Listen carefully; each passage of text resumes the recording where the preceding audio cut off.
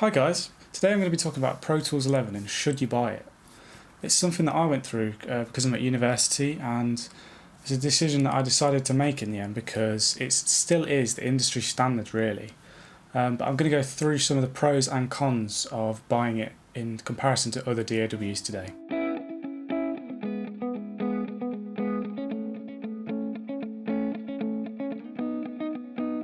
So as I said before, Pro Tools still is regarded as the industry standard digital audio workstation at the moment. So if you're looking for the best of the best, this is definitely it.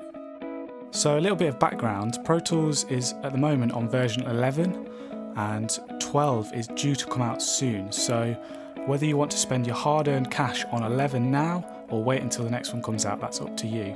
It's also got 64-bit architecture, which means that it will take advantage of any of your computer's RAM over 4GB as well, and it's Windows and Mac compatible, so it doesn't matter what computer you have. I don't know about Linux, but definitely Windows and Mac compatible.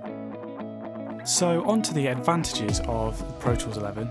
The first thing I want to mention is that the stock plugins that come with it out of the box are exceptional. They're very, very high quality and they sound great. So you're going to have really good sounding plugins out of the box. The next thing I want to mention is customization. Now, I know in a lot of DAWs these days you can change a lot of the parameters, you can put things where you want, but in Pro Tools it really gets taken to the next level. You can do all sorts, like change how many different things you want to see within the mix and edit window. You can change if you want to see your I/O, your inserts, your buses. You can change the configuration, the colours. There's a lot that you can change, which makes working on it a pleasure because you can customise it to your taste and what you like to see on a daily basis if that's what you're using it for. A feature that really sets Pro Tools apart from DAWs like Logic is something called the Smart tool. This allows you to switch between the selector, trim and grabber tool depending on where your cursor is over the selected clip that you're working on. It also allows you to do things like fades, but the main thing is that you don't have to go up to the top and change the settings in order to get into that feature. It's already there straight away. The first disadvantage that I want to mention is that Pro Tools is expensive.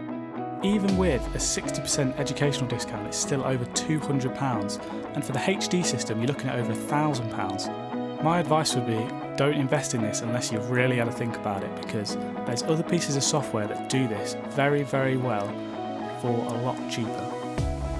One big thing with Pro Tools is that it's definitely aimed at the professional.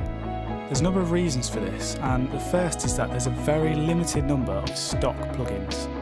This is intentional because they're expecting that people are going to add their own third-party plugins such as DSP, which are very expensive but very high quality, something that you'd expect in a traditional analog studio. This is certainly not a disadvantage, but if you're looking for something that does everything out of the box, then it's probably best looking at a different DAW. In order to even get off the ground with Pro Tools, you need one of these guys. This is an iLock key and it holds all your authentication of your licenses, including Pro Tools and any other plugins that you've got alongside it. The disadvantages of this is that if you don't have your iLock key, then you can't use Pro Tools.